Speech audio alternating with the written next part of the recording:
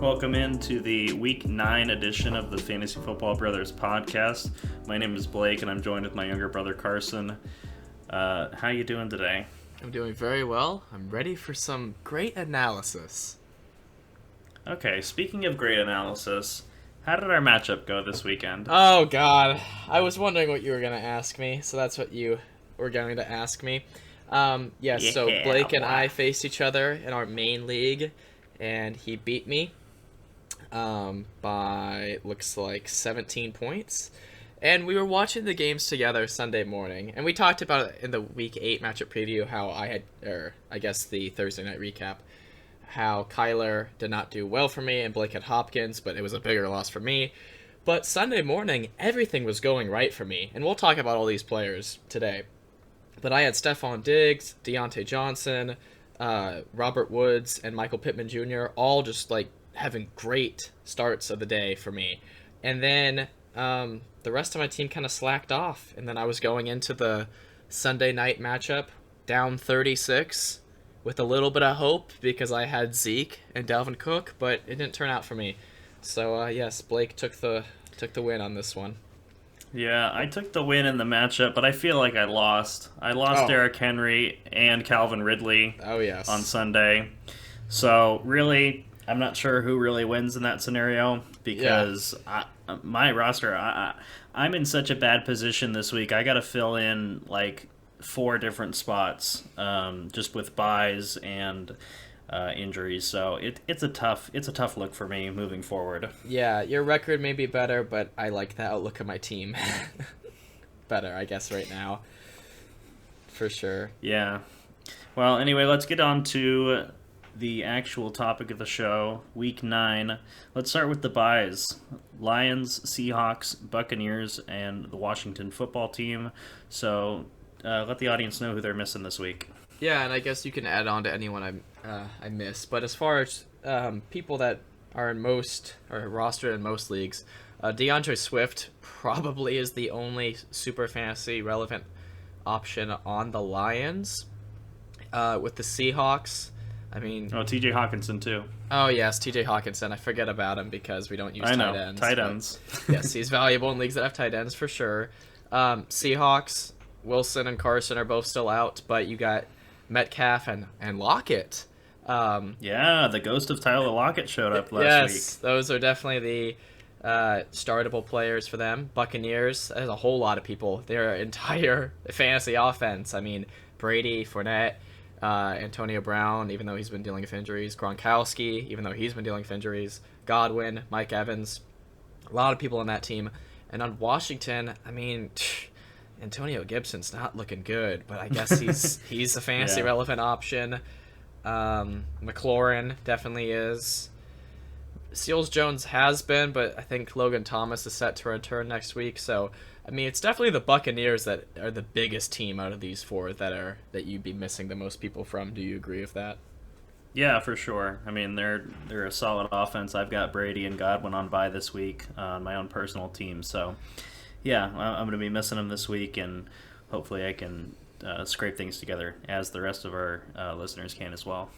Yeah, the only person I have on bye is Chris Carson, and he's in my IR spot anyways. So not too bad for me. I guess we'll move on to the Thursday night football matchup, which is the Jets and the Colts. Exciting matchup, right? Yeah, super exciting. Maybe for Pittman, but we'll talk about him later. We added some defensive stats so that it's more of a matchup preview, like the title says, so hopefully you all enjoy that. But I'll start with Mike White. Crazy day. Now, I'll ask you a question real quick. Is everything pointing towards them still starting Zach Wilson when he's healthy? I don't know, but I think the expectation is that it's difficult because they use the 2nd overall pick with him. They can't bench him for Mike White or Joe Flacco or anyone like that. I think that they drafted him with the intention of him starting, and I think they're just going to have to take their lumps with him as he develops into a professional quarterback. Yeah, we'll talk about Mike White and his amazing day just because, he was drafted in 2018, so he's still relatively young, but before Week 8, where he filled in for Zach Wilson when he got injured, his only NFL experience was preseason games. I think I'm remembering that correctly. So this is kind of like, as far as the average... This was his first NFL start. Yeah, as far as the average football fan, he's a nobody. But he had an amazing day. 82.2% completion percentage. That's incredible. And I remember, like, he started the game, I think, with 10 straight completions, and then his, like, next two passes were, like, interceptions or something. But he was 37 for 45, 405 passing yards, 3 touchdowns, 2 interceptions. But I know at least one of those interceptions was, like, a tipped pass from his own receiver. So, like, it wasn't even his fault. He had an amazing day against the Bengals, like, a team that is certainly not even a pushover. So, right. I guess we kind of already talked about this. Mike White can't be a viable fantasy option going forward because I think they're still going to put Wilson ahead of him just because of, like, the draft capital they used. He's not going to replace, like, you're not going to replace him as your starter week to week, but I think that he has the potential, and of course we've only seen one game from him, and the Colts defense are, they're no pushover either. I'd be a little surprised if he has a similar outing this week, but as long as Zach Wilson is out, presumably Mike White's the guy, and I mean he's done well with it so far, but maybe hold off one more week before you try to pick him up. Yeah, I guess the only issue is if you hold out one more week, it could be Zach Wilson coming back, as far as what I'm reading is for when he's set to return. But interesting nonetheless. You have to remember this is still the Jets offense, so that hurts their fantasy value. So I guess I'll transition to Michael Carter, who had 15 carries for 77 yards and a touchdown, and 9 receptions for 95 yards, for a total of 32.2 fantasy points. I think he was either the number 1 fantasy running back for week 8 or, like, number 2. He was, like, in, they post, like, perfect lineups for the best in each position, and he was in there. Yeah, I wouldn't be surprised if that were the case because there were a lot of big names. I mean, just three players on our teams combined between Dalvin, Zeke, and Derrick Henry. Yeah. I mean, those are guys that are usually in that top contender spot, and none of them showed up. So I'm not surprised by Michael Carter with the game he had being top.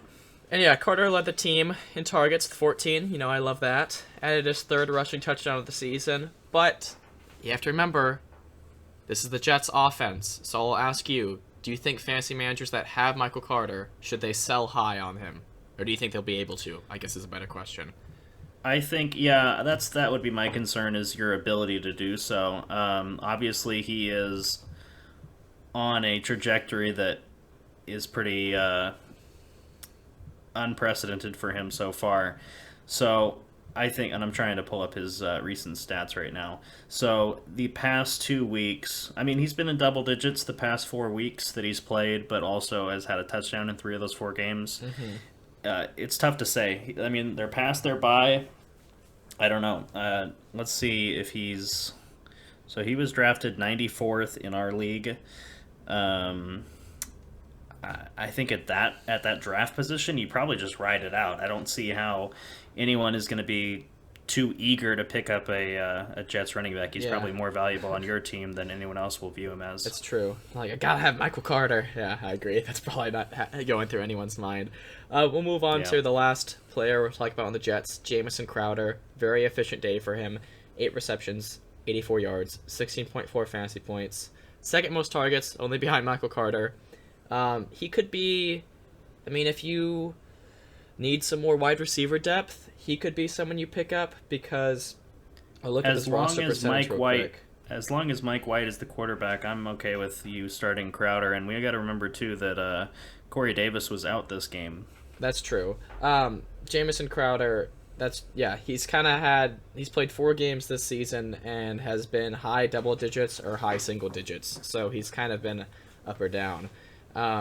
But yeah, he's only rostered in 18% of leagues, so he could be a fine option. Again, I agree. Mike White, with this performance, you'd feel more comfortable at him, a quarterback with him for Crowder's value.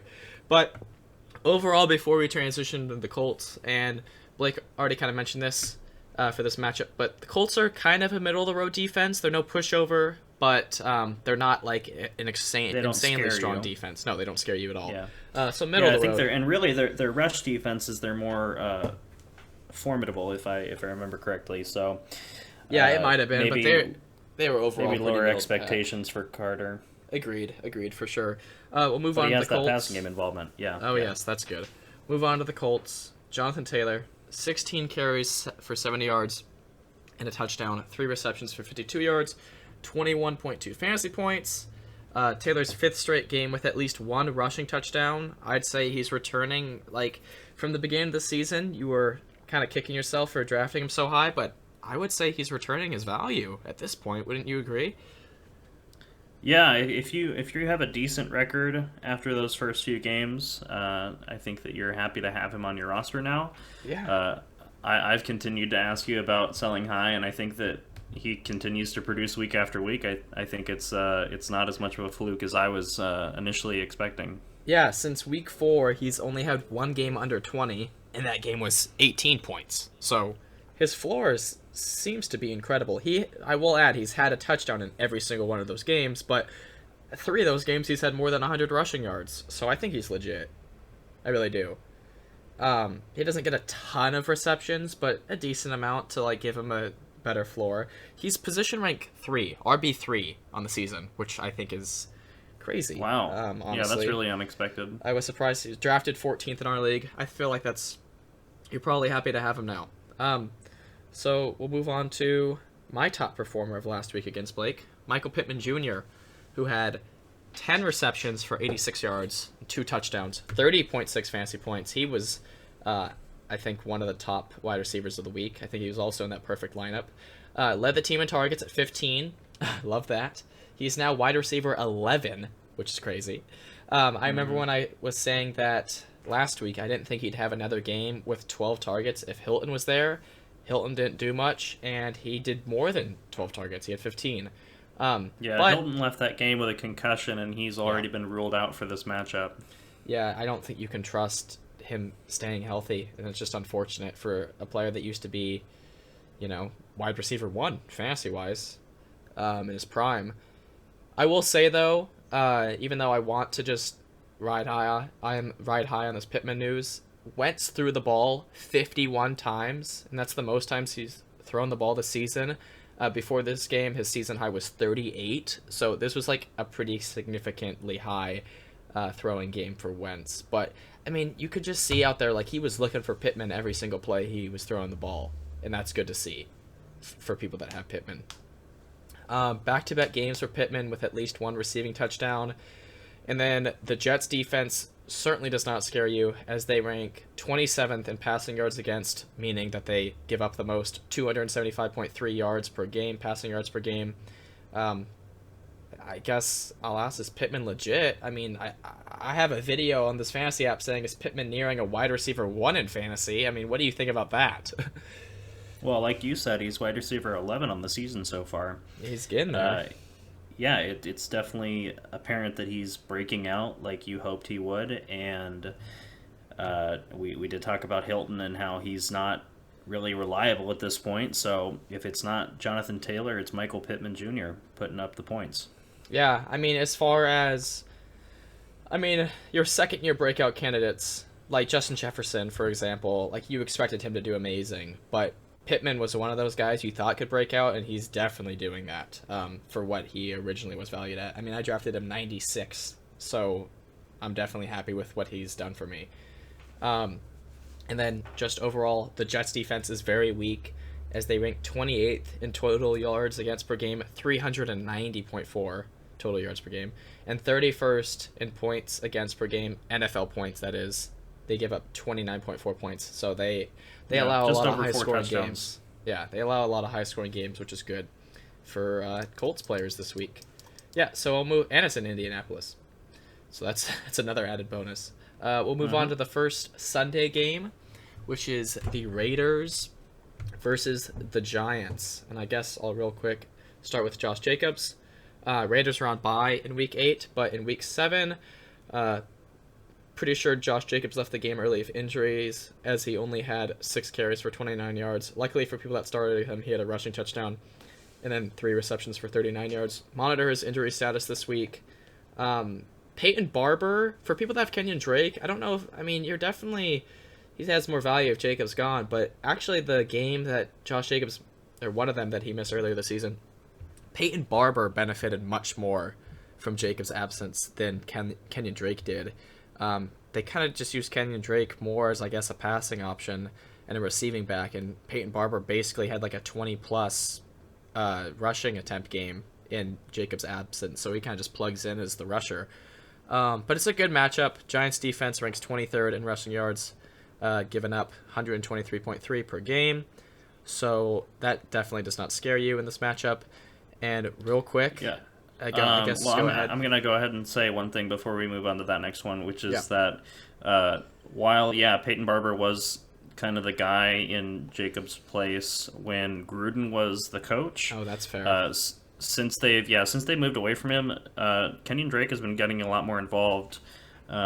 Just looking at his game log, he's got a lot more usage in weeks 6 and 7 than he did in that stretch where I was saying to drop him because he wasn't getting the job done. But it may be a coaching a difference in coaching strategy that would give Kenyon Drake a better opportunity than Peyton Barber if Jacobs were to miss. Yeah, that's definitely fair, but I mean, people that aren't aware of like Peyton Barber's existence might think that it just might be the entire backfield for Kenyon Drake to have, and I would say that's definitely not the case. But I do think that has some significance that there is John Gruden's no longer there. And I guess I'll let you take over on the unfortunate Henry Ruggs news. Yeah, so this is, we're recording this on Tuesday afternoon, the day of the NFL trade deadline. Spoiler alert with that, nothing really important fantasy-wise happened, but something that did come out of today's news was that Henry Ruggs was involved in a fatal car crash where he was the driver, he showed signs of impairment, and he's likely going to be charged with DUI resulting in a death. And it's extremely sad news. Our thoughts go out to the family of the victim. It's just all thoughts go out to the victim. Yeah. Hunter Renfrow in week 7 had 7 receptions for 58 yards, 12.8 fantasy points, led the team in targets with 8. Renfrow is rostered in 58.2% of leagues, and I'll ask you, do you think he should be rostered in even more? Yeah, he's proven himself to be reliable this season. Mostly a double-digit scorer, so a good flex to have on your lineup. So I agree with that. Yeah. Okay, and then Darren Waller, who was out for week 7. I guess monitor his injury status this week because he still has a designation at the moment. I think he's likely to play, but we'll probably talk more about that maybe on our fantasy news video that we'll upload on Saturday. But Waller hasn't had a game even close to his performance in week 1. But at the end of the day, he's still a must-start tight end if you have a tight end slot. And it's also a pretty good matchup because the Giants' defense overall is relatively weak. They don't have like a certain area, rush or pass, that is weaker than the other, but they're just overall pretty weak, and it's not a defense that scares you at all. We'll move on to the Giants. Daniel Jones, who could have been a streaming option for a few people this week, but he didn't have an amazing game. Not awful, but what's disappointing is that this should have been an easier defensive matchup against the Chiefs, but Jones' performance wasn't very exciting. 16.08 fantasy points in 4-point touchdown passing leagues. He hasn't had a game this season with more than 2 passing touchdowns. I mean, you hate to see that. That's almost like the Derek Carr curse, even though he's been more effective with passing yards. And then the Raiders' defense in this week's matchup, they rank 9th in pass yards against, 222.7 per game, which is a very tough pass defense. So he's coming off a game where he didn't really take advantage of the Chiefs' weaker defense, so I don't think you feel any better about this matchup. And then it's just unfortunate. Well, I was gonna say, I mean, I think a big reason why the Chiefs were able to scrape out a win in that game is because the Giants are just so banged up. Still without Saquon Barkley, and Sterling Shepard and Kadarius Toney were both in and out of that game. So it's a bad situation for the New York Giants. And as a Patriots fan, I don't mind seeing that, but Yeah. For fantasy purposes of people who roster Giants players, I feel for you. That's a lot. There's a lot of talent that is not being utilized currently. And we'll talk about this more when we get to the Chiefs, I'm sure. But we said last week like we'd panic on them almost if they lost this game, and you still don't feel great because they barely squeaked that win out. But we'll talk more about them later. Devontae Booker had 15 rushes for 60 yards and 5 receptions for 65 yards, 17.5 fantasy points. Booker continues to be very reliable in Saquon's absence. Saquon could be on track to play in Week 9. However, the Giants could also be cautious and wait until Week 11 because the Giants have a Week 10 bye, so they might just hold him out until then to make sure he's fully healthy. And yeah, I've even heard that they may just completely shut him down for the season. So that's an option too. Really? Yeah, don't drop Booker anytime soon. We'll say that. Wow. Okay, so yeah, definitely keep Booker. I mean, it's similar to the Chris Carson situation. I see. Yeah, it could go either way, which is really strange. Yeah. As far as if he's coming back in, a week or two or not at all this season. Very strange nonetheless, but Booker has proven to be a very valuable handcuff, so even if Saquon's back and kind of taking over all the production, I still wouldn't drop Booker. At least especially if you have Saquon, definitely keep Booker on your lineup. Raiders defense is very bad against the run, 29th in rush yards against per game, 131.3 per game, so that's a good matchup for whoever is starting at running back. We'll move on to the pass catchers for the Giants. None of them had a good game against the Chiefs. Each of Daniel Jones's passing touchdowns went to tight ends, Evan Ingram and Kyle Rudolph. And they're very fantasy irrelevant, so they kind of just vulture the touchdowns. I see right here, Sterling Shepard at 6.5 points, Kadarius Toney 7.36 because he completed a pass. So that's why he has a weird score. But Daniel Jones only completed 23 passes, and the target leaders were Sterling Shepard of 7, Devontae Booker of 6, and Kadarius Toney with 5. So I guess I'll ask you, can you trust any Giants pass catcher to be reliable week to week? Well, the trouble is that these guys aren't coming into the game fully healthy most of the time. Sterling Shepard left the game with a quad injury, and Kadarius Toney left briefly with a finger injury. He got his one of his fingers stepped on, and it was bleeding, and so they had to deal with that. But it's difficult to say. I mean, Sterling Shepard we've seen really good things from him earlier this season when he was fully healthy, and Kadarius Toney even had a few games, although I'm not really a believer in him yet. I think that he's more of a product of circumstance rather than standalone talent. Yeah. At least what we've seen initially, but either way, like I said before, it's a very difficult time for Giants fantasy players to be relevant with all the injuries they're dealing with. For sure, and speaking of all those injuries, monitor Kenny Galladay's injury because he has a chance to return this week, and he's been out for a while with a knee issue, I believe. Yes, thank you. And just to reiterate, Raiders have a much stronger pass defense than run defense, so keep that in mind as you deal with Giants players this week. Move on to Falcons-Saints divisional matchup. We already talked about this a bit, but at the beginning. But Calvin Ridley stepping away from football at this time to focus on his mental health. And yeah, I want to, be sensitive to this because obviously, if he's dealing with an issue, it's much smarter for him to step away than to just force himself for, whoever has him in fantasy. So who cares about that? But from a purely fantasy perspective, who on this Falcons teams do you think benefits the most from this news, or is it a few people dispersed amongst them? I think it's got to be Kyle Pitts and Cordero Patterson. I think those are the two players that, after this news, although Kyle Pitts had a very weak showing, I think those are the two players that you can count on to kind of pick up the slack moving forward. Yeah. In our matchup this past week, I had to pivot when I couldn't start Ridley because I got that news before kickoff. So I picked up Russell Gage, and he got 0 targets. So that was frustrating to watch.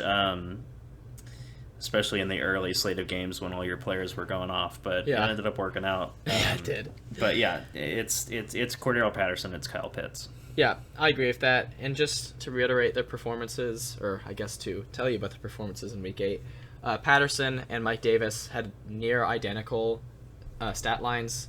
9 rushes for both of them, 5 receptions for both of them. But Patterson found the end zone, so he had a better day. But keep in mind, this Saints defense is very good against the run. Their run yardage allowed per game is 79.4, very low. So keep that in mind when you start either one of them. I'd say for Patterson, and even for Davis, since he matched Patterson this week, it affects them less. I think it hurts Davis more than it hurts Patterson. Yeah, for sure. I was just going to say it doesn't hurt Patterson as much because he has so much versatility, but I would say that Davis actually showed that he was involved in this passing game, which probably was just them, quickly pivoting from the Ridley news. But yeah, Patterson's receiving work is probably much more, you trust it much more. Kyle Pitts, as Blake briefly mentioned, didn't have a great day. 2 receptions, 13 yards. Matt Ryan only completed 20 passes. So that's a part of it. Better days are definitely ahead for Pitts. I agree. But you mentioned Russell Gage had 0 targets. But what do you make of Tajay Sharp's performance on 5 receptions for 58 yards? I really don't think much of it at all, to be honest. I think that, obviously Matt Ryan struggled in completing passes. I know that he probably had a lot of pass attempts in this game. But, I don't really think much of it, to be honest. I don't think he's worth picking up. I think it's Patterson and Pitts. Yeah, as far as fantasy relevant. But if you had to, is the next best pass catcher after Patterson Pitts, should it be Gage? But is there just, impossible to tell right now? I don't know. I mean, based on what we saw yesterday, it's Sharp, but I don't really feel confident in that. Yeah, and then Saints defense, keep in mind, ranks 22nd in passing yardage allowed per game, 264.9. So they have a much stronger run defense than pass defense, but they don't allow too many NFL points, ranking 4th in that department, only allowing 18.3 NFL points. Yeah, I think it's gonna be a tough game for Atlanta. I agree. With the Saints, some unfortunate news is Jameis Winston is out for the season after he's tore his ACL and damaged his MCL, so that definitely hurts. Is Taysom Hill definitely not eligible for this week? Do you know anything? He's currently questionable to return. With a concussion. ESPN. Right? Yes, ESPN projections show Trevor Siemian as the starting quarterback, but as far as I know, that has not been officially determined from Sean Payton. Okay, interesting. Simeon probably has no value, but Taysom Hill. I just got a notification saying that the Broncos have placed Noah Fant on the reserve COVID list. Yes. But that's all the news I have on that. Do you know if he's vaccinated off the top of your head? I have no idea. I guess we'll talk. They don't play till Sunday, so we'll talk more about that in our Saturday upload, if that will actually affect his game. But I just got that too. Going back to the Saints, I don't think Simeon has any value fantasy-wise, but Taysom Hill I think definitely does if he holds on to the starting role, as he should, for whenever he's healthy in this offense, just because of his rushing floor. So keep that in mind. When we saw that stretch of games, that 4 games last season when Taysom Hill got the start in place of Drew Brees, we saw Alvin Kamara really struggle. I would say that it's more likely this season, if Taysom Hill gets his chance, that we won't see as dramatic of a decline from Kamara. I'm assuming that Taysom has improved as a QB, so I think they'll prioritize getting Kamara involved in the passing game more, especially with them being down Michael Thomas still, so we can kind of transition into that if you'd like.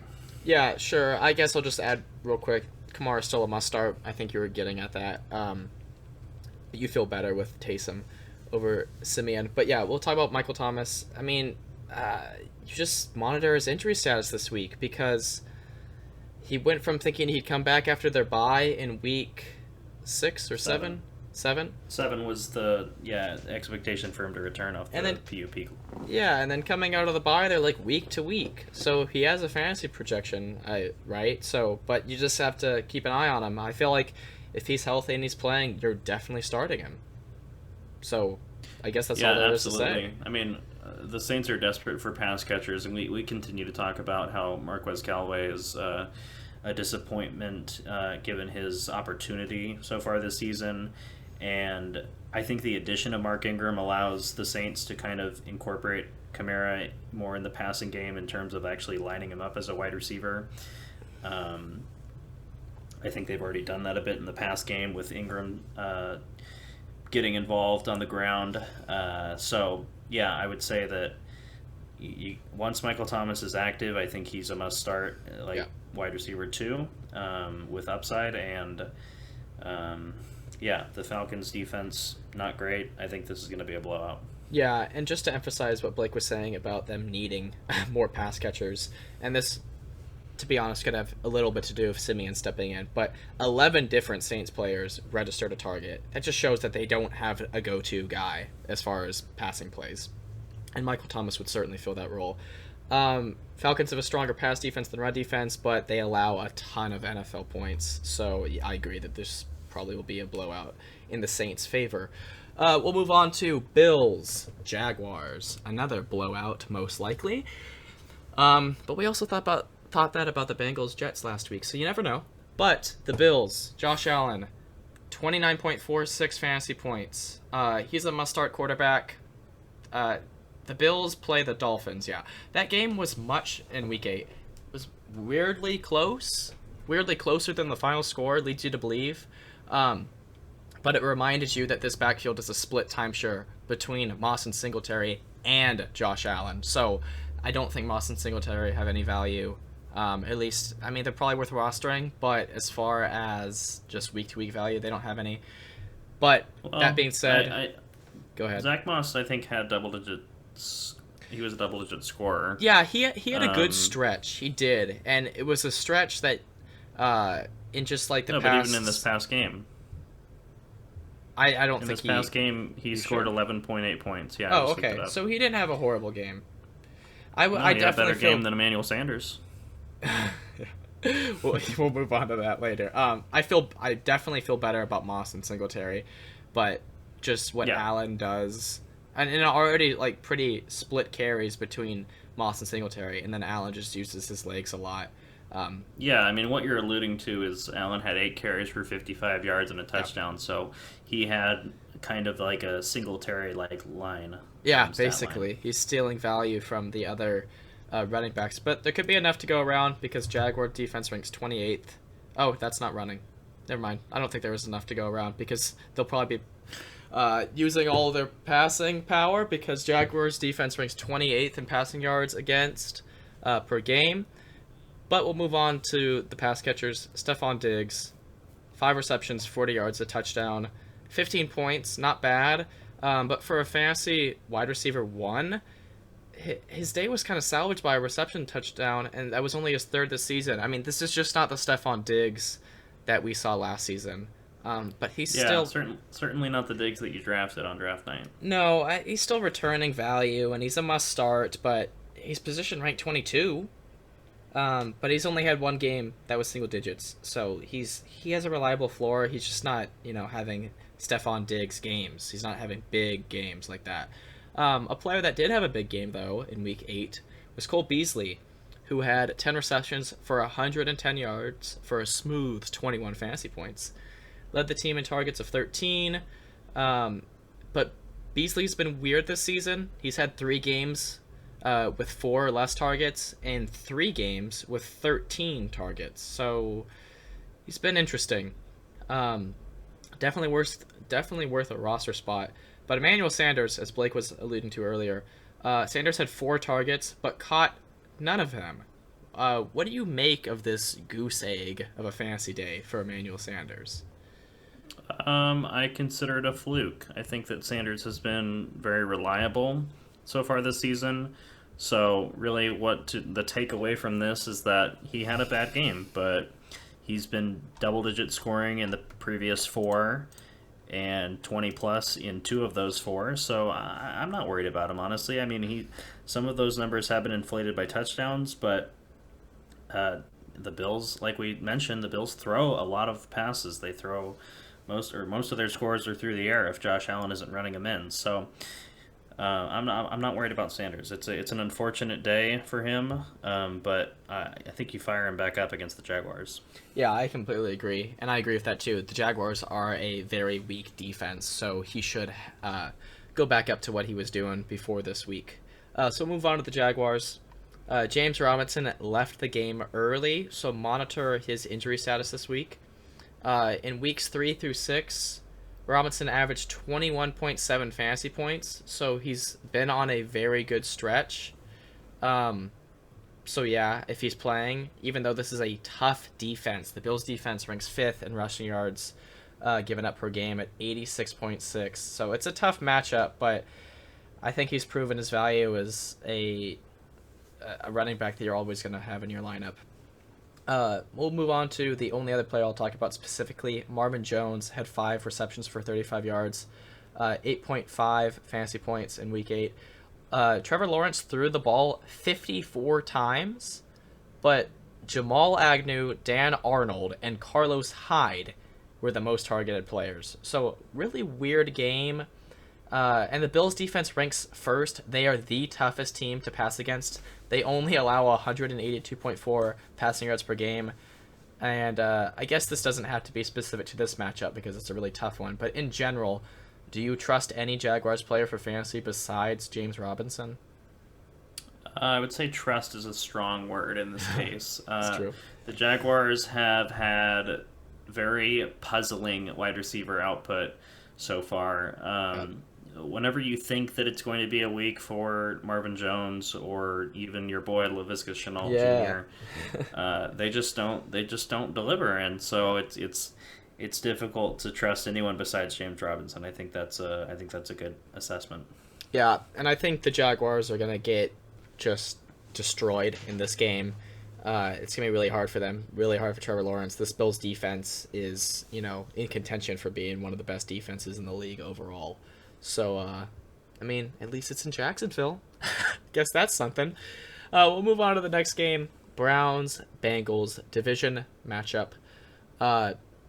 Nick Chubb had 16 carries for 61 rushing yards and 1 reception for 18 yards, totaling to 7.9 fantasy points. 8 yards.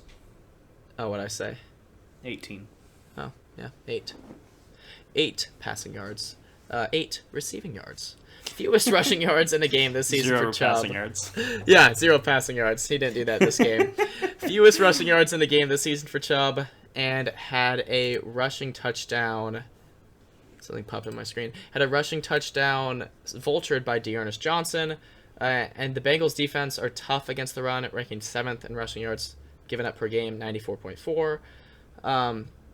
But, I mean, Nick Chubb, he's still Nick Chubb. I think he bounces back from this. I would say that considering he had 16 carries, he's getting his pretty typical workload. I think just an unlucky day. So I'm not worried about Nick Chubb. Agreed. Odell Beckham Jr., someone we thought could have been traded today, but was not. 1 reception for 6 yards. He caught his sole target of the entire game, but I would say bench him until he proves himself. And the Bengals defense. We've been saying that for weeks now. That these 2 pass catchers are touchdown dependent, mostly. You can flex them, but you're not going to feel good about it. Yeah, and I'd say you feel better about Jarvis Landry, just because in this past week nobody boomed in this entire Browns offense against the Steelers. But Landry was productive in his second game back with 10 targets, and he had 10 fantasy points. He had a fumble, which hurt his points total. But, I don't even think I need to ask you that question. You don't feel super comfortable starting a pass catcher in this offense, unless you think Hunt is a pass catcher because of all the receiving work he gets. But, yeah, Hunt and Chubb are the only reliable people in this offense when they're both healthy, or either one of them. Bengals have a stronger rush defense than a pass defense, but they only rank 6th in NFL points against, only allowing 19.5 per game. So a tough defense. We'll move on to the Bengals.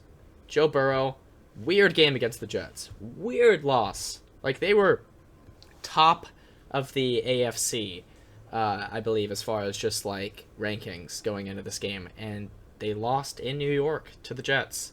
Joe Burrow, 21 for 34, 259 passing yards, 3 passing touchdowns, which is good, but 1 interception, 20.26 fantasy points. Strange loss for the Bengals, as I've already said. But luckily, the Jets threw 3 turnovers and set up Cincinnati to have some red zone plays that allowed Burrow to have a productive day, but not an amazing day like he has had in the past few weeks. And the Browns defense are strong against the pass, ranking 7th in passing yards given up per game, 220.1 yards per game. So not an amazing matchup for him, but I still feel like he'll bounce back from whatever last week was. But yeah, that should have been a big game from last week, so it's disappointing for people that may have started him. Joe Mixon had a very good day, though. 14 rushes for 33 yards, very inefficient, but a rushing touchdown, and 4 receptions for 58 yards and a touchdown, amounting to 25.1 fantasy points. The emergence of Mixon as more of a dual-threat running back has been interesting, as he had only 1 reception in, I think, each game in weeks 2 through 5, but 5 receptions in week 6 and 4 receptions in week 8. And in this game, no other Bengals running back registered a carry, so they just didn't run a whole lot. And the Browns defense are a strong defense against the run, ranking 3rd in rushing yards against per game, only allowing 84.8 rushing yards. Still, though, that makes you feel good about Perrine not getting involved in the running game. Yeah. Because that was something we discussed last week about how they basically split carries, and at least from that perspective, you feel better about Mixon moving forward. Yeah, for sure. That's why I made sure to mention that. He didn't have a ton of carries, but as far as what the whole offense was doing, he had all of them as far as running backs are concerned. And just for all the pass catchers, I mean, the Tyler Boyd discussion every single week is so sad. Blake benched him, and he did the best out of all 3 of the Bengals wide receivers. I mean, even so, I still think, I mean, Jamar Chase is a must-start, even though he did the worst out of them 3. Not a horrible day. Higgins, I think, is flex value. I guess. And Boyd, I just don't think you can ever trust him. And do you think, I mean, you're a fantasy manager that has Tyler Boyd. What's your assessment on him, I guess, going into just this week? Well, I think that this might be the potential for a turnaround. I know that we've probably thought that earlier in the season as well, but he really hasn't had a game like he had this past week in a while. It's been 3 solid weeks without a touchdown or a good amount of yards through the air. He had 8 targets this game. I don't know. You don't feel confident, certainly, starting him after this game, given the ones preceding it. But I think that if you need to start him this week, given the matchup, the Browns, I think that they're going to have to throw the ball on him. So yeah, I don't feel great about it, but I think that it's a flex consideration. Yeah, for sure. And I will say something to add, like, you might have felt this way about Boyd, that he was, going to have value earlier on in the season. But what's significant about this game is that I think this is the first game he's had a really good day with Chase and Higgins being healthy, like all of the options being out there. So that's somewhat reassuring, but it's just tough to evaluate him. If he has another big game next week, maybe we'll have a different conversation with him. But yeah, it's tough to tell. And the Browns have a very strong defense, but as Blake already said, passing against them is a little bit easier than rushing, so maybe all of the pass catchers will have a decent floor.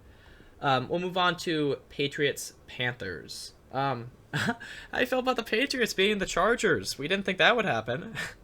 Yeah, I feel great about it. It was great to see. I had Damian Harris on my roster. I was telling you that I'm telling you, every time that Harris broke a big run or something happened, the play would get called back for holding.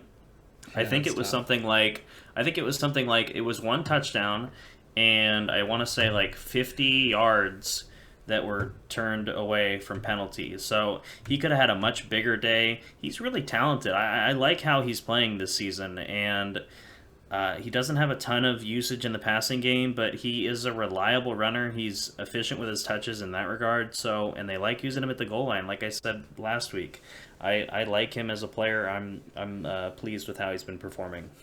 Yeah, and I mean, I think that's got to make you feel good as a Patriots fan. He's only 24. I don't think they're going to be looking to replace his role just as like the pure rusher on the team. So, it's good that they might have found their as far as a running back. He doesn't get a lot of receptions, I guess is what I'm getting at. So he's not extremely versatile, so they need to have their other guys that are receiving backs. But as far as a rushing running back, I mean, I feel like you feel confident with him in fantasy and just on an NFL team. This was Harris's first game in Week 8 that he had 20-plus carries since Week 1. He didn't have a single reception and hasn't had more than 2 receptions in a game all season. And I think I'm already getting at this, and I just want to know if you agree. Do you think Harris doesn't have a high floor, but he has a high floor but a low ceiling? Do you agree with that? No, I wouldn't agree with that. I think that, I mean, if things had broken differently in the past few games, he would have a high ceiling. He would have he would have multi-touchdown games in consecutive weeks, and really the floor from the passing game is non-existent, but he is like I said, he gets used a lot in the rushing game. So I think he's like a top 15 back. I said that last week. I still feel confident in that assessment. Yeah, I can agree with that, and I think what raises his ceiling is that he's their go-to goal line rusher, and he's getting all the carries. So he's going to have the production. So I can agree with that. I noticed that you didn't include it in the notes, but I do want to quickly mention that maybe slow your roll on the Brandon Bolden being the new James White. He had 0 targets and 0 catches. That was trying to just tempt you. I didn't actually think that, and I knew you wouldn't think that either. Yeah, I don't buy it with Brandon Bolden. I think it was just like I said. I think Robert Kraft could have gotten involved in that game against the Jets and been good. So, I think if you're gonna roster a Patriots running back, it should be Damian Harris and no one else really. 100%. I was wondering if maybe he could break out as having PPR value, but no. As far as a Patriots running back, it's definitely Damian Harris. We'll move on to Jacoby Myers. Not an amazing day for him, only 9.7 fantasy points, but he once again led the team in targets with 9 and found the end zone, but on a 2-point conversion. That's 2 on the season for him. Yeah, still a nice He's getting comfortable catching the ball in that area. Yeah. He just needs to make it for a touchdown. They're warming him up to it. But yeah, it's a nice little bonus, but I mean, when this guy starts getting receiving touchdowns, I just think he's going to be scary, honestly, as far as fans. You mean if, right? No, not if. When. There's no way if the production and the targets he gets, he does not find the end zone. Yeah, obviously, as a Patriots fan, I want him to be successful, but I'm just teasing you because I know you roster him. Yes. That being said, though, this week might not be the best for him. Panthers' defense are the second toughest to pass against, as they only allow 188.9 passing yards per game. So the Panthers overall have a very strong defense, but a noticeably stronger pass defense than rush defense. I guess we'll move on to the Panthers. Chuba Hubbard, 24 carries for 82 yards and a touchdown, and run reception for 9 yards, amounting to 14.1 fantasy points. Second game this season where Hubbard had 24 carries. Carolina rushed the ball 47 times. That almost feels like a typo, but I mean, I remember that being true. Yep. Stats are stats. Stats are stats. But that being said, Christian McCaffrey is on target to return for this Week 9 matchup. It's not confirmed that he'll be playing, but it's likely, I would say, from it's what the he's trending expectation towards. going into the week. Yeah. Yeah, so that hurts Hubbard a lot. But again, kind of similar to Devontae Booker, you got to hold on to him. Especially since McCaffrey, I mean, with last season and this season combined, he's starting to have some injury issues. So Hubbard definitely has value as a strong handcuff. So we'll move on to DJ Moore. who only had 9.9 fantasy points. It's so sad to see him just like plummet. But DJ Moore led the team in targets with 8. Sam Darnold only completed 13 passes before sustaining a concussion near the end of the game. I think it was the fourth quarter. So I'll ask you, do you think fantasy managers should buy low on DJ Moore? You can certainly try. I'm not sure that managers of DJ Moore are going to be open to the idea. He's had the reality is that Sam Darnold has just been really awful the last 2 weeks. I mean, he hasn't thrown over 130 yards ever since we started the podcast. He heard us praising him. Yeah, no passing touchdowns and less than 130 passing yards in each of the 2 games previous. That's where the stem of the issues are coming from. So, I mean, DJ Moore's talented, but if anything, it goes to show you, and we can. I mean, not that a lot of people care, but you shouldn't trade away good running back talent for a wide receiver that is kind of blowing up unexpectedly. And I'm referencing the trade involving Joe Mixon and DJ Moore in our league. Not one for one, but yes. No, but it was a mostly lopsided running back wide receiver. Like one side was giving up running back and one side was giving up wide receivers. So I'm just saying, I think that, I mean, DJ Moore will obviously bounce back once Darnold figures it out, but I don't think it's against the Patriots this week. Yeah, I agree. I agree. I think Robbie Anderson's droppable. I think you would agree with that. 0 receptions on 1 target, drop him. I feel like we've said that a few weeks now. You can. I mean, DJ Moore's not even doing amazing, so how could you even trust anyone else? So yeah, Patriots defense is relatively middle of the road, but they don't allow too many NFL points, ranking 5th, only allowing 19 NFL points per game. Move on to the next matchup with his Broncos Cowboys, and we start with the running backs. Javonte Williams had 6.8 fantasy points, and Melvin Gordon had 19.2 fantasy points. Williams and Gordon, but that's a little misleading because Williams and Gordon, once again, had very similar stat lines, but Gordon found the end zone on the ground and through the air, and Williams didn't find the end zone at all. I was watching this game on Red Zone, but it was one of the few games still going on, so they showed a lot of it. The Broncos almost choked away that game at the end. They had 2 fumbles and an incomplete pass on the final drive just to run out the clock. It was honestly pathetic. It was awful. And this is against the Washington football team, who are arguably one of the worst defenses in the league. It was just a bad look for Denver. Yeah, and we'll move on to that when we talk about the pass catchers. It was just it was pathetic. Yeah, I agree.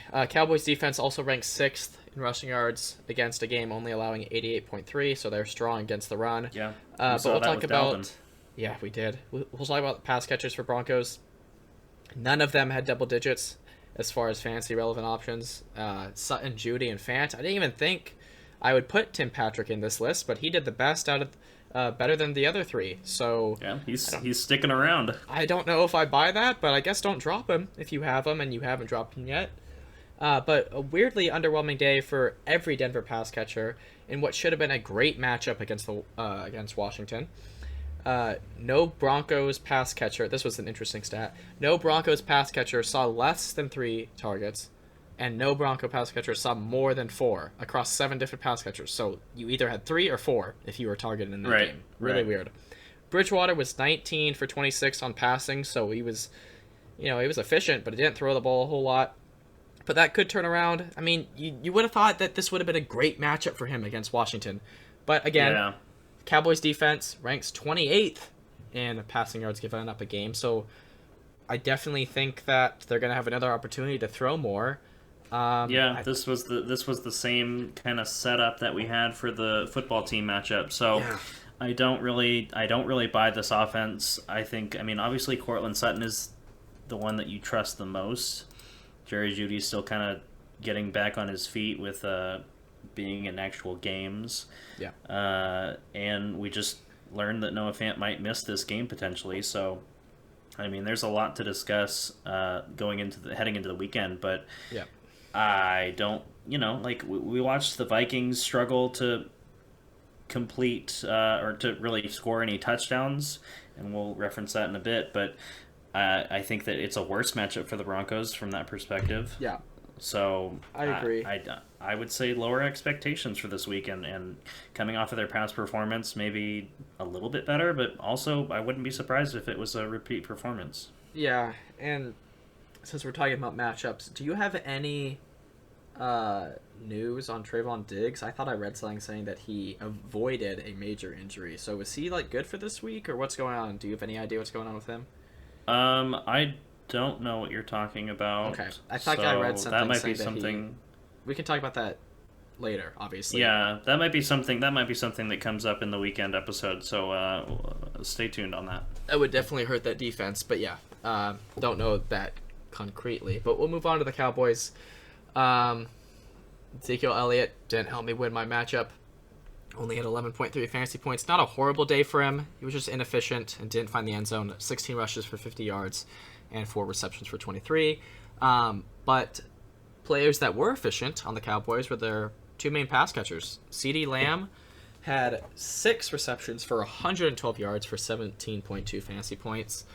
Their replacement for Dak Prescott, Cooper Rush, seemed to have a decent game and kept the value for Lamb and Cooper. And Cooper had even more value than Lamb had this game, as he had 8 receptions for 122 yards and a touchdown, 26.2 fantasy points.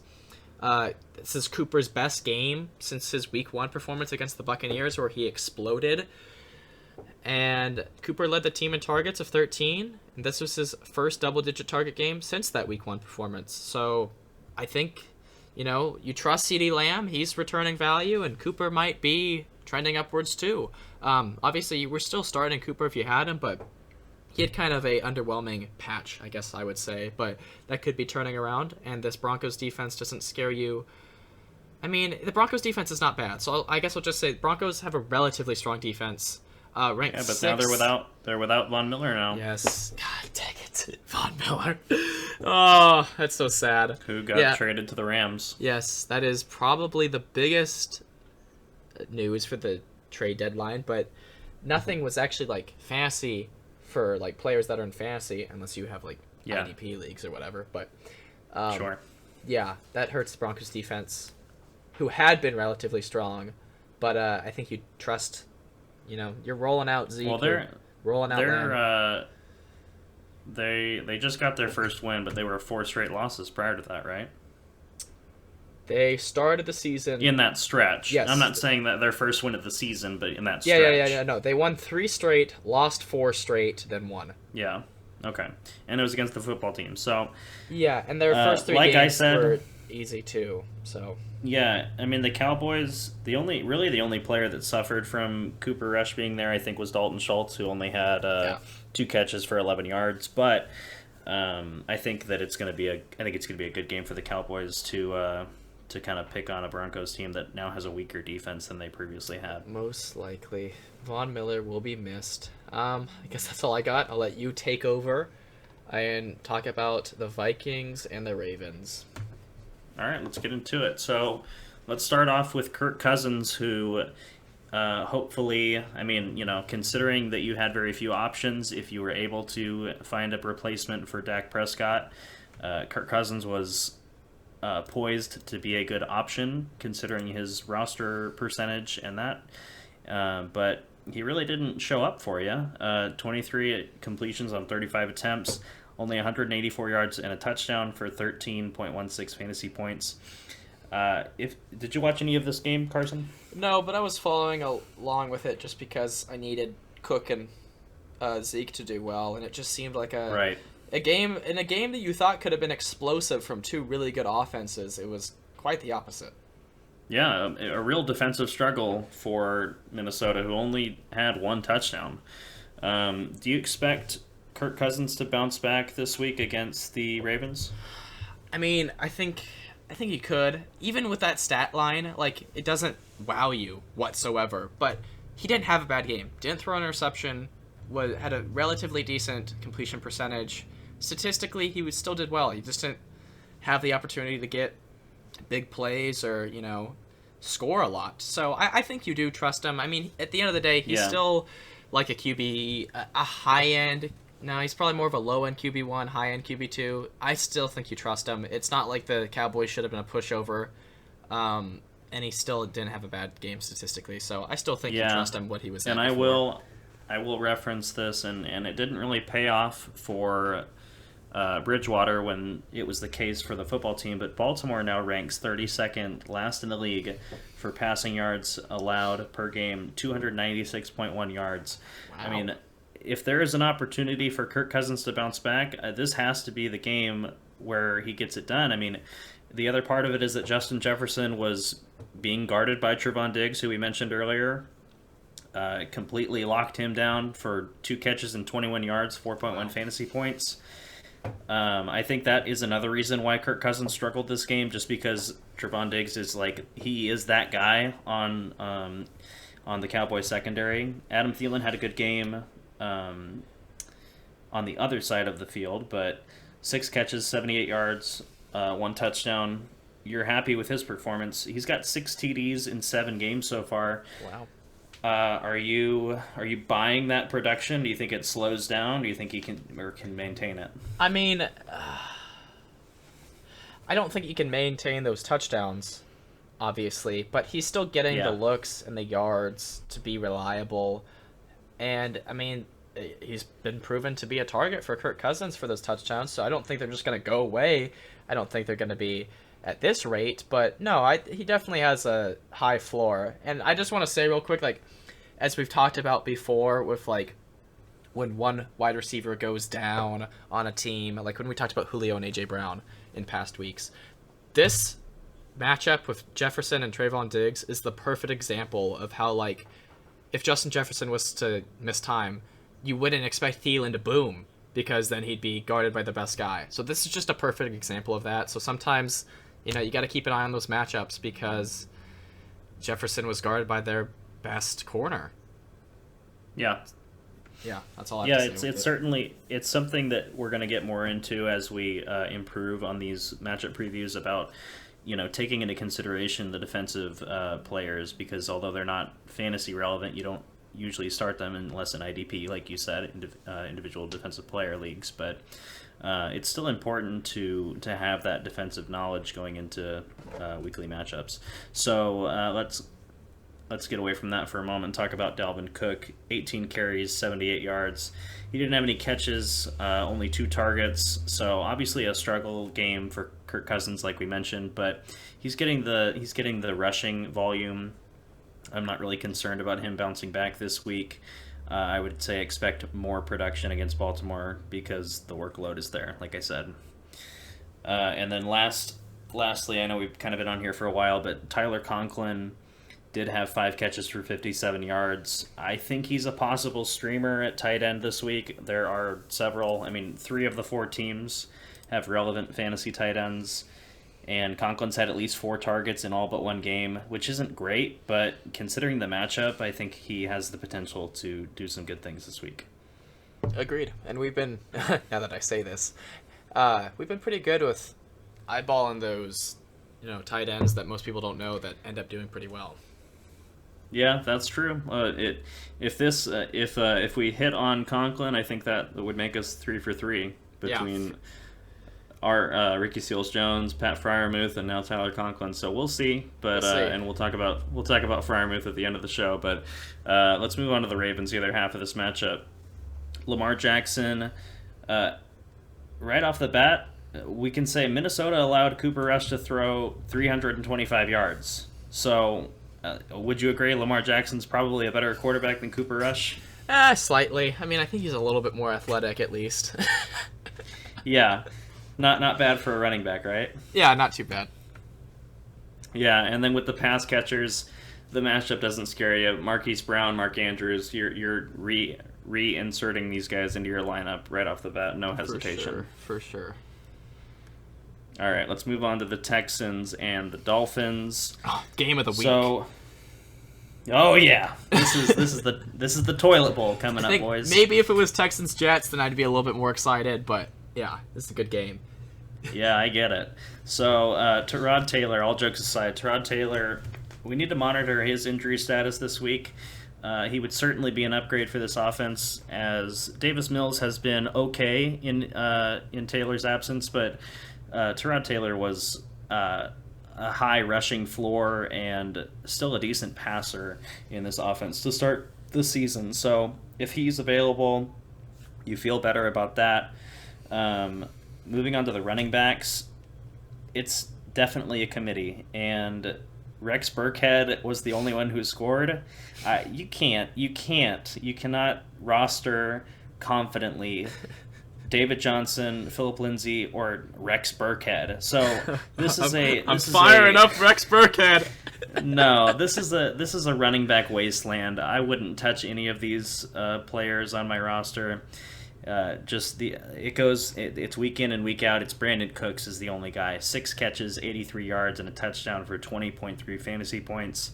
And it's a great matchup. Miami is ranked 31st in passing yards allowed per game, 291.1.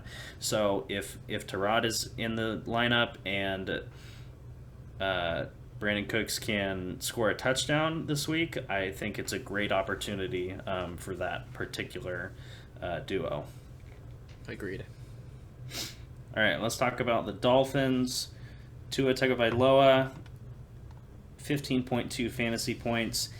Like we said, these are two really low-end defenses, so it's a great matchup and streaming option for people who manage Tom Brady. Yeah. Houston's allowing a league-high 30.1 points per game, and those are NFL points, so that's just over 4 touchdowns a game, if you want to look at it like that. I like Devontae Parker coming back. I traded him earlier in the season kind of to get rid of Clyde Edwards-Helaire, but 8 receptions for 85 yards, 16.5 fantasy points. He's got at least 7 targets every game he's played and 77 or more yards receiving in 3 of 5 games. I think that's the that's the wide receiver that you want in this offense, but let's talk about Jalen Waddle briefly. Go ahead and tell me what you think of him. Yeah, I agree. He had some games in Parker's absence where he boomed. You feel good, obviously, about the targets, or I feel good at least, but only catching 4 of his 12 targets is alarming. And it seems like Parker is the best receiving option, as you'll talk about Gesicki in a second. Both of those players did worse than Devontae Parker, so I feel like he's the one you trust the most. Waddle obviously still has value because I don't buy the fact that he only caught a third of his targets, but he most likely will take the back seat behind Parker. Yeah, we talked about this. I can't remember if it was 1 or 2 weeks ago, but kind of projecting the future that Waddle and Gesicki had once Miami was fully healthy, and they're not fully healthy still. Will Fuller is not off of IR currently, and so they're still missing him. But with Devontae Parker returning and him still producing solid numbers, I think that it's kind of exposing Waddle and Gesicki in kind of showing them for what they really are in this offense. I think they've kind of just been products of circumstance, much like Tony, and I said that before. So I'll continue to feel that way. Agreed. Until something changes. And then Myles Gaskin, it's a seesaw. It's boom, bust, boom, bust. So 12 catches for 36 yards, 3 catches for 19 yards. He had 8.5 fantasy points. He does have a good chance to boom once again, given the matchup. But, he is what he is. I think he's inconsistent and a headache for fantasy managers. He's becoming consistently inconsistent. Even regardless of the matchup, I feel like he could bounce back this week just because he didn't do it this week. That's how it's been for him. Yeah, it's a weird stretch for him, and I don't envy people who roster him. Not at all. All right, let's move on to Chargers at the Eagles. Let's start with Justin Herbert, who's kind of had a difficult stretch recently. 13.82 fantasy points. Now, Philadelphia is allowing 220 passing yards per game, which ranks 8th in the NFL. Not a good matchup. Are you confident that Herbert can return to his early form? I think he can. Honestly, I don't know why the Patriots had his number. I guess we'll just say Belichick knows what he's doing, because that's safe to say. I do think Herbert bounces back. I mean, he's had, like, insanely high fantasy production games this season, even against teams that just in multiple occasions. I don't think he's matchup based. I think he's legit. I think that he'll be fine this week. Obviously, it stinks to see him play against the Patriots, a team that you don't think should have him locked down and him not do well, but he's legit. I think you got to trust him and just put him in your lineup. Okay. I think it is interesting looking at his game log that he has kind of had a stretch of 3 games sandwiched by some bad performances. Yeah, I don't know. I don't buy that Ravens game either. It's a little alarming, though, just for the Chargers in general. They're... Not that the Ravens are a pushover, but that should have been much closer than it was, and we both expected them to beat the Patriots, so they got to switch something up, but I do think he'll be fine. Yeah, I think it might. I mean, part of it may come from Mike Williams getting more involved. He only had 2 catches for 19 yards. He's been under 5 fantasy points in 3 of his last 4 games, and that kind of coincides with Herbert's struggles recently. He's got 5 or fewer targets in those 3 games, but he also has over 20 fantasy points in 4 of 7 games. Do you think it's a cause for concern, or is this just Bill Belichick taking away a top receiver? I'm going to chalk it up to Bill again. I mean, you still don't feel good. Obviously, you're happy to have Williams because you drafted him very low. But yeah, he's very inconsistent, but his ceiling is incredibly high. So I guess we'll chalk it up to Bill. I think we'll just think that's a safe assumption to make. Yeah, I think that's fair. Austin Eckler, not much to say about him besides that he is a fantasy stud. He had 10 receiving targets, reeled in 6 of those for 60 yards, and then also had 11 carries for 64 yards and a touchdown. It's a good matchup with the Eagles, who are averaging or allowing over 120 rushing yards per game. So I like Eckler this week. You were obviously going to start him no matter what, as long as he's healthy, and he seems to be fine with his hip designation after this previous game. Yep. And then let's talk about Keenan Allen, who, again, picked up the slack when Mike Williams wasn't there to do it. He's got double-digit targets in 4 of 7 games. Keenan Allen does. At least 8 targets in all but 1 game. And he's a double-digit scoring every game this week. So he is a reliable wide receiver that I don't expect anything different this week against the Eagles. Do you?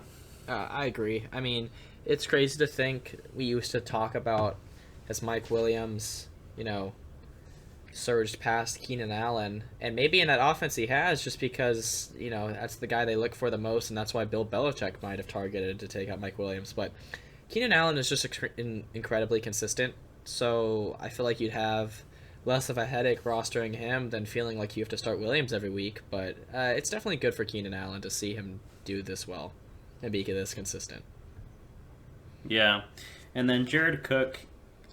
He's been held under 30 receiving yards in 5 of 7 games. He had 2 catches for 25 yards in this game. He's very touchdown dependent. I would look elsewhere if you need a tight end to fill in this week. Agreed. All right, let's talk about the Eagles. Jalen Hurts, how about this? 9 completions on 14 attempts for 103 yards, no touchdowns. He did have 7 carries for 71 yards, and that definitely saved his floor. Finished with 11.22 fantasy points. Surprisingly, this is his first game under 20 fantasy points. Philadelphia rushed 46 times, which again looks like a typo, right? But yeah, that was how the game went. I mean, they completely. I think we can take the L on asking if the Lions were going to beat the Eagles in that game, because they smacked the Lions. Yeah, that wasn't even close. And I still don't trust Hurts just as an NFL QB, but for fantasy-wise, he's been consistent, and I think you chalk this performance up to just them dominating the game against the Lions and him not being needed for really anything. Yeah, so, and we may see a similar stat line because the Chargers are ranked fifth in the NFL, allowing 203 passing yards per game. That's low. And the other side is that they rank last in rushing yards per game, meaning you can expect a high floor from him given his rushing abilities. Yeah, I would agree. Moving on to the running backs, tell me a little bit about Kenneth Gainwell. I don't care. That's all I gotta say. I've had him since the waivers after week 1. Played him week 7 because of all my buys. Didn't play him last week because I didn't buy it, and that he'd have the production, and I was proven right. Even with 13 carries, this was his first game without a reception, and you thought that maybe he had value because he was dual threat, but they didn't even throw to him. And again, that's only because Hurts only completed 9 passes. But I just don't think you can trust him. Even in a good matchup, you just don't trust him. Yeah, I think the real takeaway here is that we saw Boston Scott and Jordan Howard pretty much have identical days. 12 carries and 2 touchdowns on the ground for 60 and 57 yards, respectively. The reality is that it's a true committee, and maybe this is a good week considering how poorly the Chargers do against the run, but I think considering that they're all just going to be taking touches away from each other, none of them are going to have a very high ceiling, likely. Agreed. Yeah. All right, and then lastly on the pass catchers, Dallas Goedert had 6 catches for 72 yards, finishing with 13.2 fantasy points. He is a double-digit scorer in back-to-back games, and he was targeted on half of Hurts' throws. That's ridiculous. Yeah, it reminds me somewhat of Detroit and T.J. Hawkinson, where the only pass catcher that you trust is the tight end, and we can see that with Devonta Smith, who we've talked about in the past, how he's borderline flex worthy. But this game, 1 catch for 15 yards, and I understand that Philadelphia didn't have to throw the ball a lot, but he hasn't been very good lately. And I think that although he's a double-digit scorer in 3 of the last 5, I mean, how do you rank him moving forward, Devonta Smith? Yeah, I'll just say Devonta Smith started the season pretty strong, had a receiving touchdown in his first game. There are points in a different league I have Devonta Smith and Michael Pittman. There are points in this league, in this season, where I was deciding between the two, who I put in my last flex spot. And sometimes I put Devonta Smith over Michael Pittman, and I think that's just a perfect example because I would never do that now. Yeah. When it was less obvious between those two, that makes sense. But I think that Smith and just Hurts' struggles as a thrower are kind of making that decision much easier and showing that Smith is not really somebody that you need to necessarily worry about having in your lineup right now. Agreed. He has the talent, but this offense is not really good for his fantasy production at all. Yeah, not conducive for it. I mean, not to say that they're remotely the same player, but it reminds me of DJ Moore and his struggles just based on how Darnold's playing. Yeah, that's true. All right. Now I think this is an exciting matchup despite what's been going on with the Chiefs. It's Packers at Kansas City. So what we saw from the Packers on Thursday night was pretty much a dominating performance based on time of possession and the number of plays that they ran versus the Cardinals. But Aaron Rodgers did not have the most exciting fantasy day, only 15.66 points. But I think with more of his usual pass catchers like Allen Lazard and Devontae Adams back for this game against a terrible Kansas City defense, I expect a big discount double check type of game from Rodgers. I agree. I think something that's interesting for the Packers in this matchup is that last week against the Cardinals, they were facing a team that is super hot right now with their form, but they have that team has no playoff experience. And on the flip side, the Chiefs are really cold right now for how they should be, but they have all the playoff experience in the world with that team. So it's kind of the opposite, but I agree that I think the Chiefs could play up this game, but I do trust Rodgers against this defense for sure. I guess I'm saying that more for the Chiefs offense than anything. So are you picking the Packers to win this game? I don't trust the Chiefs at all. Yeah, I'll go with the Packers. We'll see how that turns out next week. I think that's fair. I mean, Kansas City has been struggling, and we'll talk more about that in a moment. But just to get back on the topic of the Packers' skill positions, how about the running backs? Aaron Jones and A.J. Dillon combined for 31 carries, with one carry going in the advantage of Dillon. Jones did lead the team with 7 receptions, and I do expect that number to decrease this week with the more pass catchers returning healthy. But I also expect him to get a more convincing share of the backfield carries. Do you agree with that? Yeah, and if you listen to our video that we uploaded on Saturday where we reacted to the Thursday night game between the Packers and the Cardinals, you'll already know I'm going to say this. If you just look at the stats, the rushing stats, you're scared if you have Aaron Jones. You're like, what is going on? Why is Dillon getting so many carries? But then you see that Jones was so involved in the passing game, and Dillon was not at all. And you remember that the Packers had almost no wide receiver depth because of all the stuff they were dealing with, injuries, but mainly just people on the COVID list. You know that Jones was deployed as a receiving back along with his 15 carries because he's just the more versatile option. So I agree. I expect his receptions to go down now that they'll actually have their wide receivers there. And I expect him to, compensate for that by getting his regular rushing workload and Dillon going down more. I still think Dillon is very present in this offense, but it would take a freak scenario like last week for Dillon to ever have more rushing attempts than Jones in a game that Jones is fully healthy in. Yeah, I think that's probably safe to say. So let's talk briefly about the pass catchers. Obviously, we covered this in the previous episode, but Robert Tonyan did tear his ACL, and he is out for the season.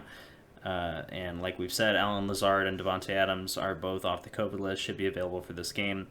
Monitor Marquez Valdes-Scantling's availability. If he is absent, that could leave an opening for Randall Cobb to have a bit more of a role in this offense. But I mean, in this past game, when Randall Cobb was the main guy, he really didn't do much other than catch a couple touchdowns. Very few targets, just a few that fell into the end zone for him. Yeah, I've said it before in weeks. I didn't trust Robert Tonyan's production. He was just a touchdown fiend. But yeah, you feel more comfortable with this passing game with them actually getting the receivers back. Yeah. And with a great matchup. So we'll move on to the other side. Patrick Mahomes, he finished with 14 fantasy points. He continues to get unlucky with his interceptions. It was I think it bounced off, and I don't remember who the player was that he was targeting. But it literally bounced off of a helmet and flew 15 feet in the air and then landed in a Giants defender's hands. So I really think that Mahomes' interception numbers would be a lot lower if they weren't all tipped passes.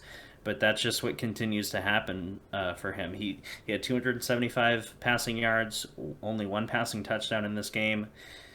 This past performance against the Giants doesn't inspire confidence, but I still believe in him. I really do. And despite his recent struggles, he's actually still quarterback 4 in our scoring format, which is 6-point passing touchdowns, which kind of surprised me. That is surprising. Do you agree with that? That's very surprising.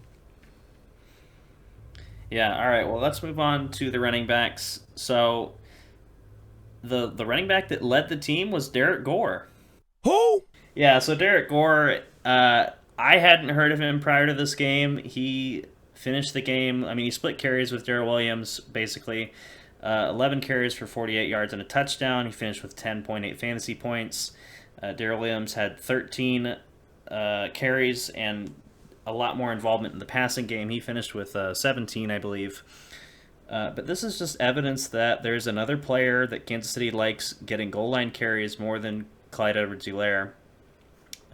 And as a former manager of CEH, tell me if I'm crazy with this, but I would consider looking to trade at CEH before he returns from injury, because I think his fantasy outlook is even worse now than it was before going on IR. Yeah, I think people are going to be more optimistic on what he can do in this offense when he's back playing before saying anything. I agree. I think people's outlooks on him are only going to drop even more whenever he hits the field and you see how this run offense works. Yeah, I mean, just the thought of someone that we have never heard of prior to this game, like, you would probably have to be a diehard Chiefs fan to know who Derek Gore was coming into this game.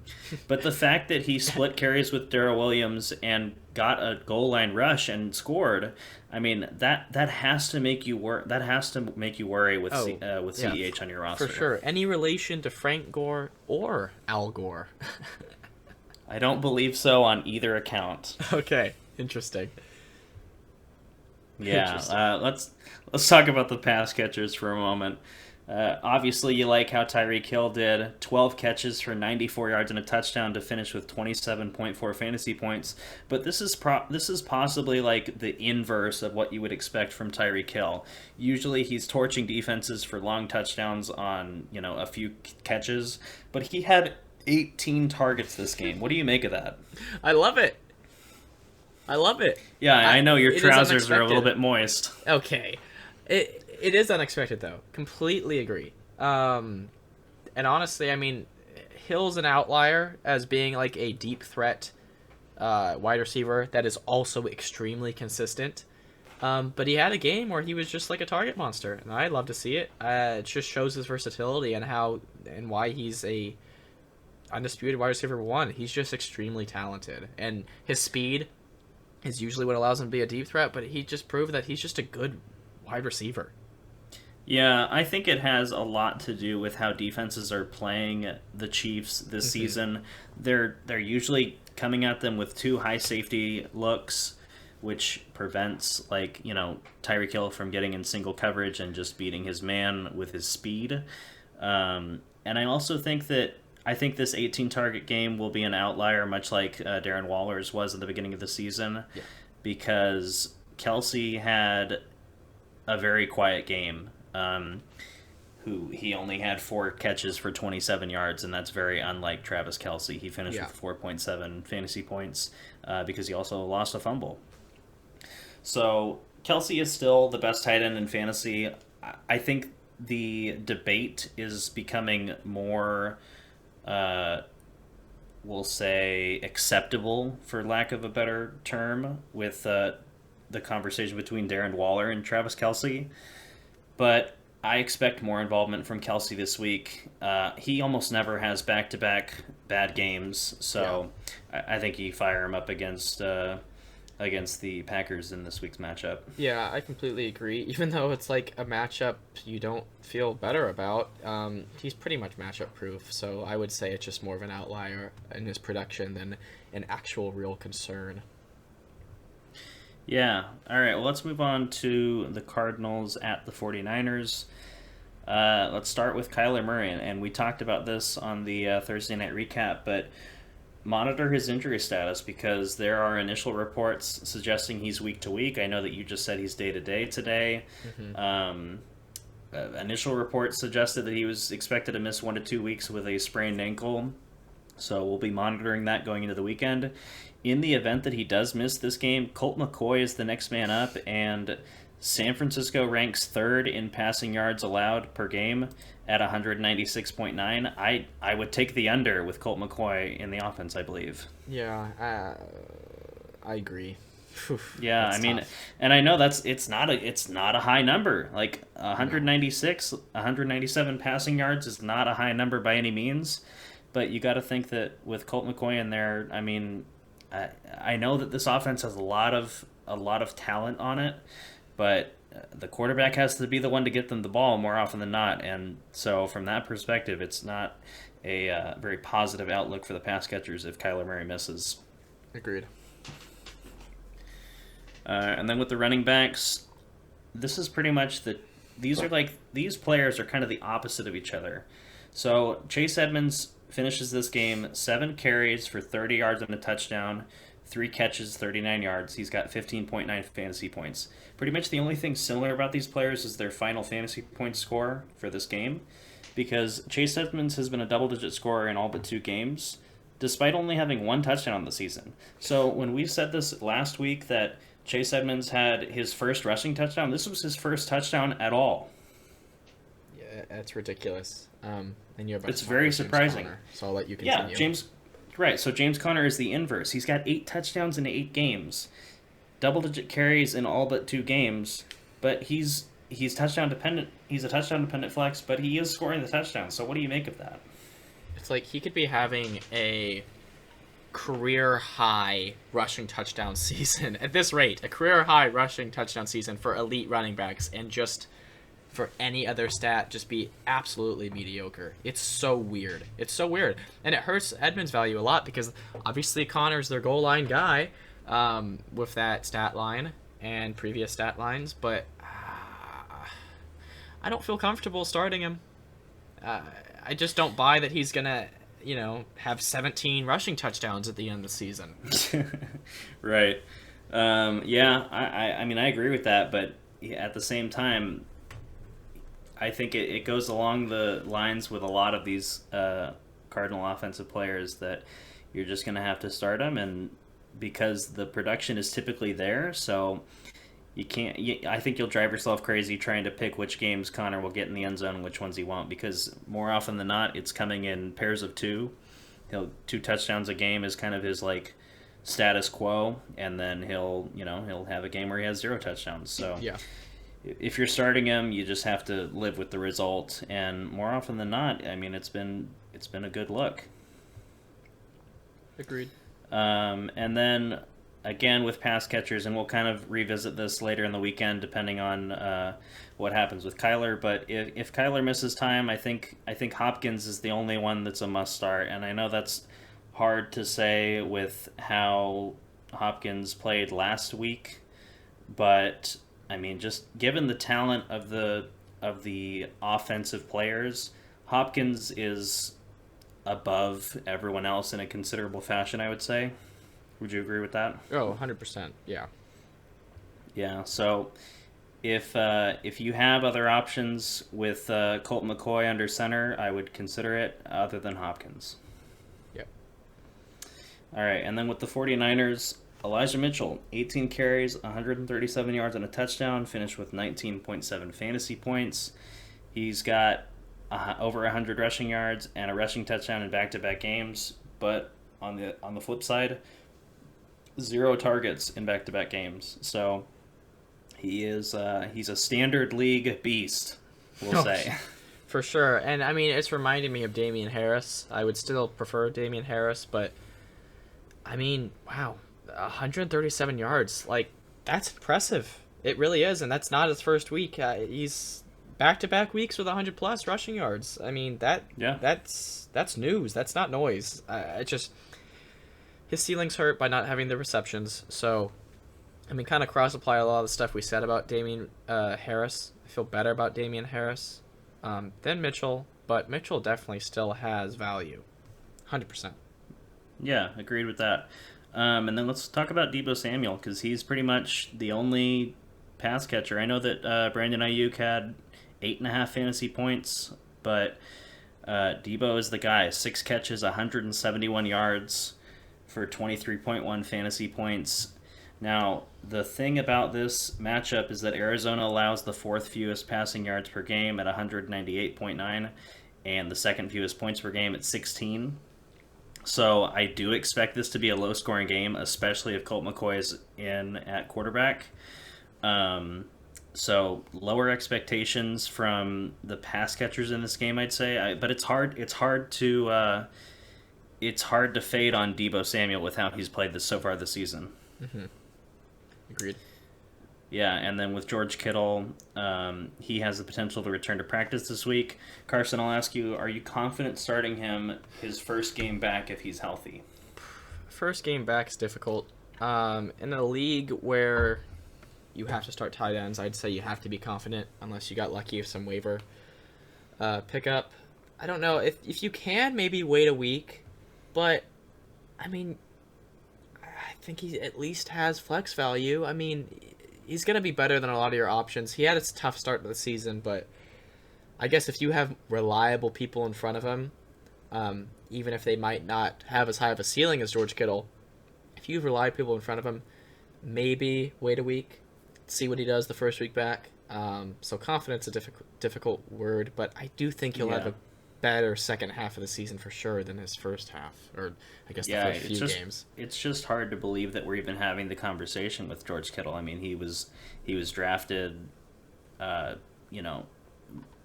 probably tight end 2, right? I mean, I think he was probably going ahead of Waller, and that clearly has not paid off for people who chose to do that. But I think you're right that the second half of the season has to be an improvement, because as long as he's on the field playing, it can't be much worse than what we've already seen from him. Agreed. All right, let's talk about the Sunday night game, Titans against the Rams. I think we started the show talking about Derrick Henry, who has been placed on IR. He underwent foot surgery this morning, and everything went well with that from reports that I've read. In response to that, Tennessee signed Adrian Peterson, who is 36 years old, and I understand, we talked about this in the past, Adrian Peterson is the most recent running back to win an MVP. He is definitely built different. He is similar to Henry in his prime, in certain aspects as a runner. But at 36 years old, what is your confidence level in Adrian Peterson in this offense? If anyone can do it. I mean, he's 36. It's a tough role to fill. Obviously... Of course, yes. Of course, these are the biggest shoes outside of Tom Brady to fill in fantasy football, I would say. Oh, I would agree, because this team has kind of leaned so heavily on Derrick Henry's production for their offense. We'll talk about it in a second. A.J. Brown is starting to pick up the slack more and more, but their running game through Derrick Henry has been the focal point of their offense. Yes. Yeah, agreed. Adrian Peterson, in his prime, it'd be no question. He's 36 now. I think he could have some fantasy relevance for sure, and I think he's worth grabbing. I know that their other guy, Jeremy McNichols, I don't know if you trust him at all. I read a stat about his.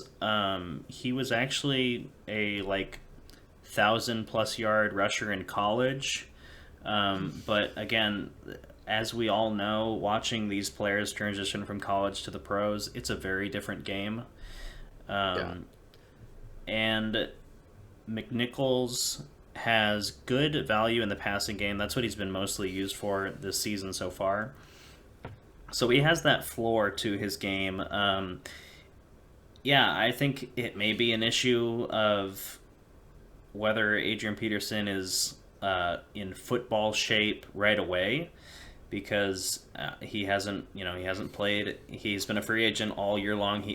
Reports say that he's been keeping himself in good shape, but there's really no shape quite like football shape. Yeah. So I think it'll be a slow going to start with AP. He can definitely get some goal line plunges. I mean, we saw Jordan Howard do it twice this past week. Not that they're similar in age, but probably, it's not difficult when you're built like that to do that. They're not asking a lot of him in terms of involvement in this offense. It's going to be run left, run right, or run up the middle, and I think, from that perspective, he'll transition fine. Yeah, I'll add on to this real quick, just with my perspective. I mean, if they truly trusted Jeremy McNichols, them signing someone is not a surprise because they need depth, but you'd go sign or trade for a younger running back that could, be the 1-2 punch for McNichols if they actually trusted him. But instead, they opted to go for a 36-year-old Adrian Peterson. I just don't think they signed Peterson to just Peterson, go out there whenever McNichols is tired. That's just not what's going to happen. They obviously don't trust McNichols enough, and they want Peterson to have a role, or else it'd just be a complete waste of his time. That's just how I think of it. Yeah, maybe so. But I think that what it does do, although, like we said, Henry has been the focal point of this offense. I think that his absence is going to create an opening for Ryan Tannehill to get his life in order and get his. Agreed. I'm trying to keep this PG. Yeah. Basically, figure things out and put together a more effective passing offense, and we did see that somewhat in this game. It's his second game with more than one passing touchdown, so congrats to him. He finished with 265 passing yards, 3 touchdowns, 2 interceptions for a 21.2 fantasy point day. The Rams ranked 21st in passing yards allowed per game at 264, so that's pretty much right where he finished this past game. Although the addition of Von Miller, and we talked about this, if he plays in this game, that does not make you feel good, because that pass rush is, it's becoming stacked. It's already stacked with Aaron Donald, but with Von Miller on the opposite edge, presumably, that's going to create problems for the Titans, who can't presumably rely on their running game. This is saying something like that I can name 3 people on a defense. That's how you know it's a good defense. Jalen Ramsey, Aaron Donald, Von Miller. That's, it's not a very high bar, but I know enough to know that is a very good defense. Yeah, certainly some stars on that defensive end. And in terms of pass catchers, we're going to have to monitor Julio Jones' injury status. He was ruled out prior to last week's game. No news on whether he's good to go or if he's going to miss another game. But regardless, A.J. Brown, who's been very good as of late, A.J. Brown, basically back in business. 10 catches for 155 yards and a touchdown, 31.5 fantasy points. I would lower expectations with this Rams improved pass rush if Von Miller plays, and also with just the reality that Jalen Ramsey is probably going to be covering him a good percentage of his routes. Yeah, but I agreed that you're not expecting another 30-plus point game for him, but I think it's safe to say A.J. Brown is back. But yeah. This might be a blip in the rest of his season in this matchup.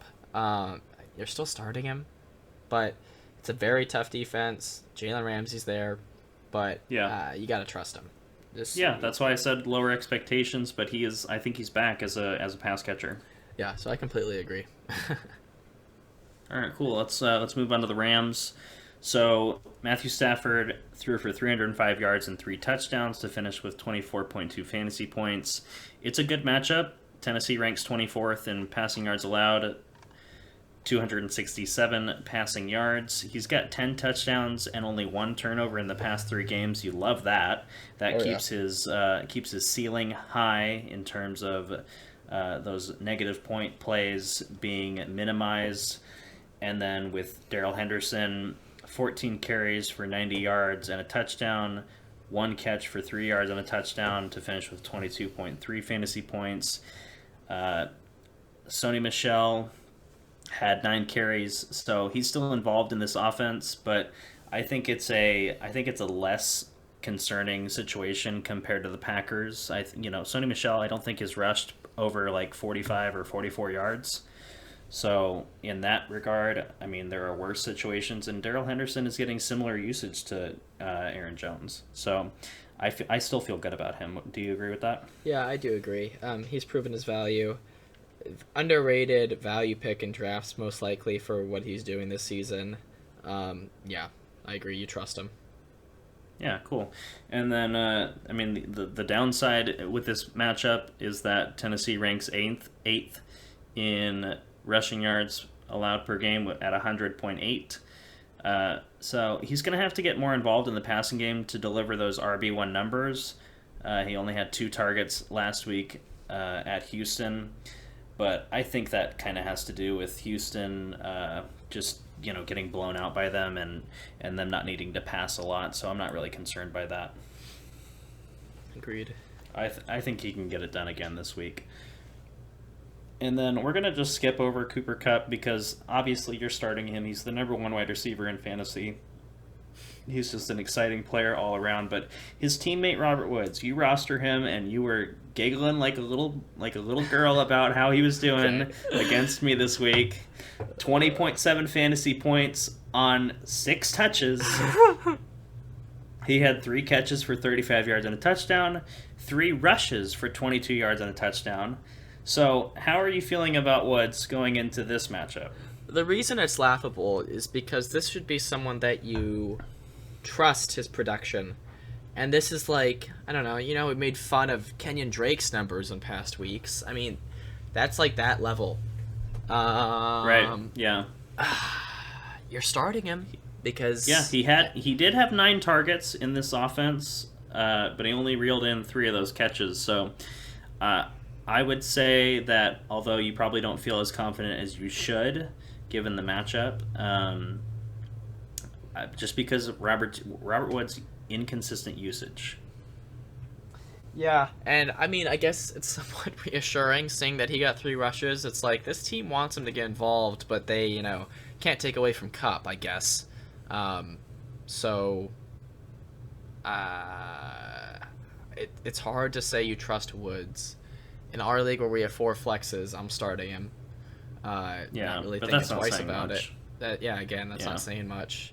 He should have been, a high-end wide receiver 2, low-end wide receiver 1, honestly, after drafts. And that's certainly not what he is.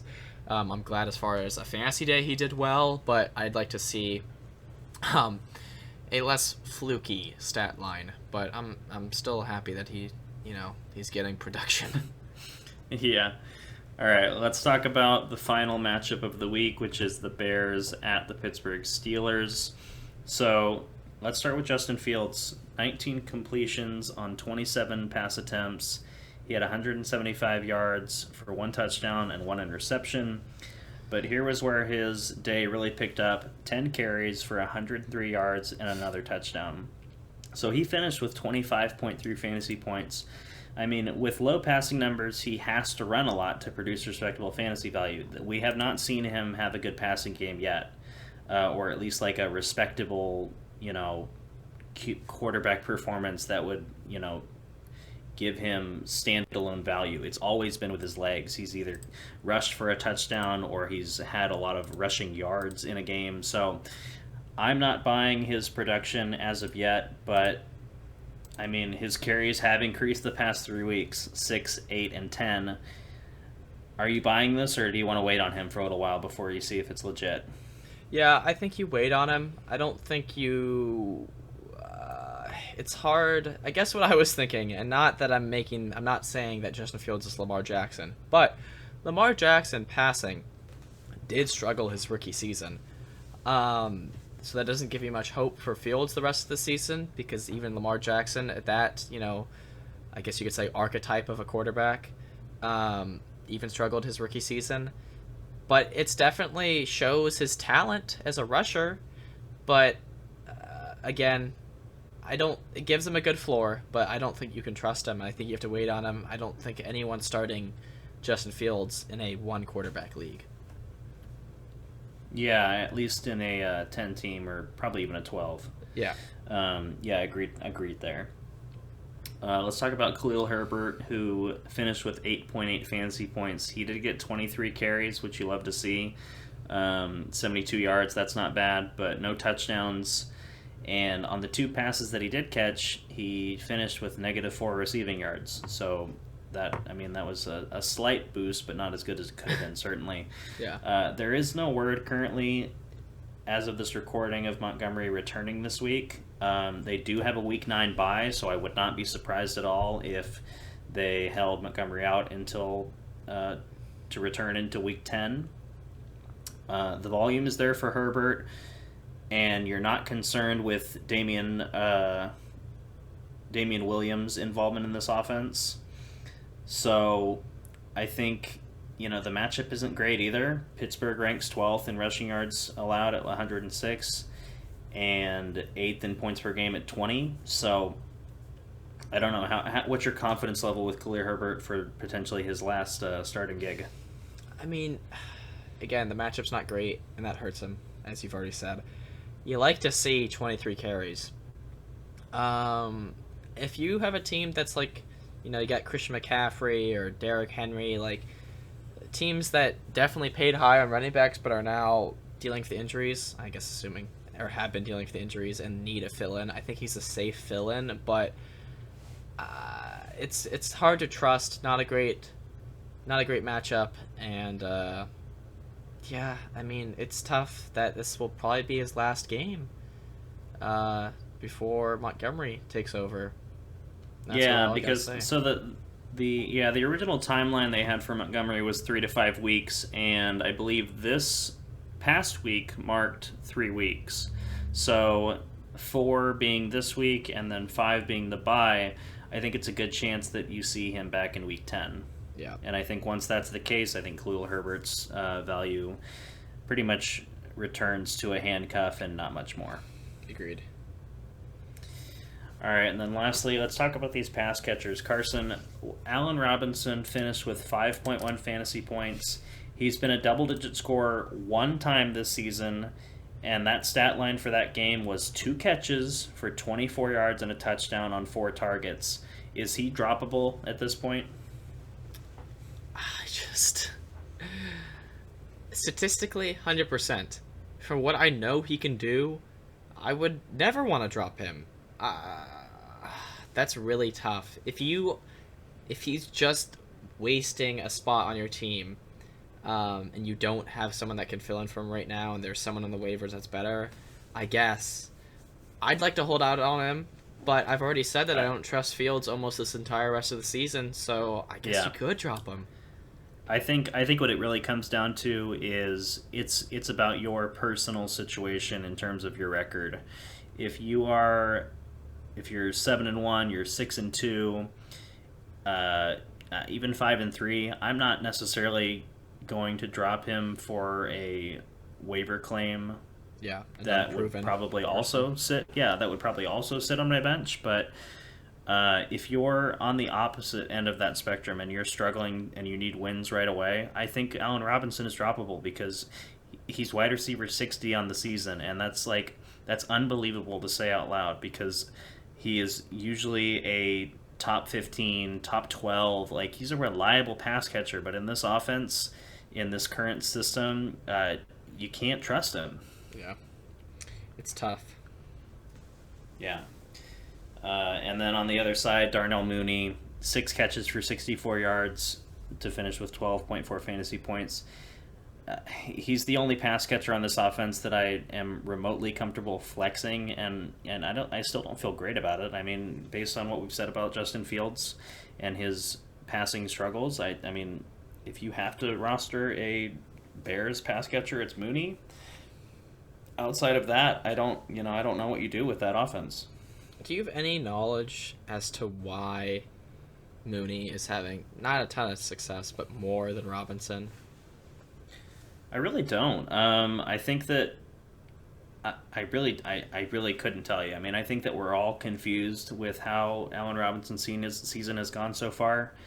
There is not a lot of indication in the media about why this is happening, at least from what I've seen. So I really don't have knowledge or insight on that outside of what we've already said. Just that, like, the numbers are suggesting that Mooney is the pass catcher that you want in that offense if you're going to have one. But outside of that, like, I'm not watching a ton of Bears games in my free time. So yeah, and I think that's another reason why you maybe hold on to Robinson if you have a good record, just because there's no real reason why he's being super underwhelming other than just Justin Fields. But yeah, let me say this: it would not surprise me if probably not this week because this is a tough matchup, but like 2 to 3 weeks from now, if he returns to form like AJ Brown has, because I think they're similar. I prefer AJ Brown to Allen Robinson on a like normal on draft day. That was the case. But I wouldn't be surprised if Allen Robinson figured it out. But based on your situation, if you need wins, I don't blame you for dropping him. Yeah, it's tough though. Yeah, and I think we can move on to Steelers unless you have something else to say about that. And we can move on to Steelers. Okay. So the pass catchers on this team, Deontay Johnson, Chase Claypool, and Pat Freiermuth, who we mentioned in last week's show. They all had pretty decent days. 15.8 for Deontay, 10.1 for Claypool, and 14.4 for Freiermuth. It's another double-digit target day for Deontay. Chase Claypool is the only one really that in that past game that you're kind of iffy about him moving forward. He had 5 targets, still flex worthy, but Chicago is ranked 11th in passing yards allowed per game at 232. So kind of lower expectations there. Ben Roethlisberger has been kind of miserable to watch this year. Yeah. So I don't blame you if you want to look elsewhere for Claypool. I think you have to start Deontay Johnson given his usage in the offense.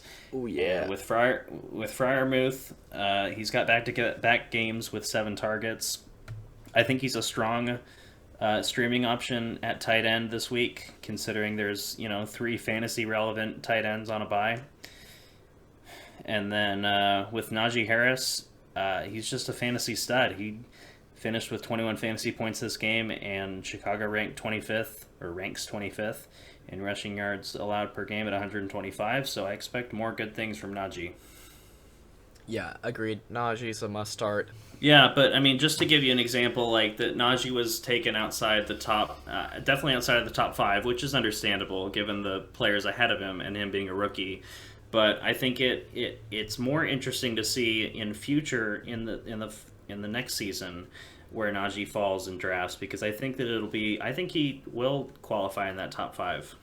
Oh, yeah, I agree. He has insane production, and this is his rookie season, so it's not like it's going anywhere but up, or at least staying the same. And right now, staying the same, he's doing amazing. Yeah, so an exciting player to watch, and I think he's going to have a good game against Chicago. Let's go ahead and wrap up the show here. Thank you guys so much for listening to our Week 9 matchup preview. I hope you enjoyed the inclusion of the defensive stats a little bit more. And Carson, do you have anything before we go? That's really it. We'll talk to you guys on Saturday. All right. Thanks for listening. We'll talk to you later. Bye-bye. Peace out.